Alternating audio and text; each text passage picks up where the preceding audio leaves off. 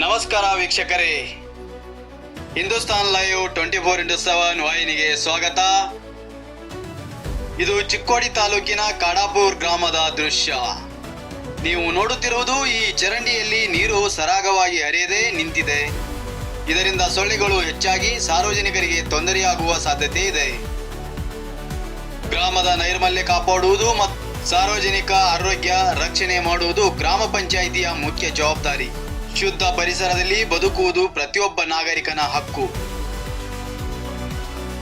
ಈ ಚರಂಡಿಯ ಸ್ವಚ್ಛತೆ ಬಗ್ಗೆ ಮತ್ತು ಮುಂದಿನ ಕ್ರಮದ ಬಗ್ಗೆ ತಿಳಿಯಲು ಕಾಡಾಪುರ್ ಗ್ರಾಮ ಪಂಚಾಯಿತಿ ಆಡಳಿತವನ್ನು ಸಂಪರ್ಕಿಸಲಾಗಿದೆ. ಅಧಿಕಾರಿಗಳಿಂದ ಅಧಿಕೃತ ಪ್ರತಿಕ್ರಿಯೆ ಬಂದ ತಕ್ಷಣ ಅದನ್ನು ಹಿಂದೂಸ್ತಾನ್ ಲೈವ್ ವೀಕ್ಷಕರಿಗೆ ತಿಳಿಸಲಾಗುವುದು. ಸಾರ್ವಜನಿಕ ಆರೋಗ್ಯದ ಹಿತದೃಷ್ಟಿಯಿಂದ ಸಂಬಂಧಪಟ್ಟ ಆಡಳಿತವು ಈ ಸಮಸ್ಯೆಗೆ ಶೀಘ್ರ ಪರಿಹಾರ ಕಂಡುಕೊಳ್ಳುವ ನಿರೀಕ್ಷೆ ಇದೆ. ಇದು ಕಾಡಾಪುರದಿಂದ ಹಿಂದೂಸ್ತಾನ್ ಲೈವ್ ವರದಿ. ಮುಂದಿನ ಸಂಚಿಕೆಯಲ್ಲಿ ಮತ್ತೆ ಭೇಟಿಯಾಗೋಣ ವೀಕ್ಷಕರೇ. ಅಲ್ಲಿಯವರೆಗೆ ನೋಡ್ತಾ ಇರಿ ಹಿಂದೂಸ್ತಾನ್ ಲೈವ್ 24x7.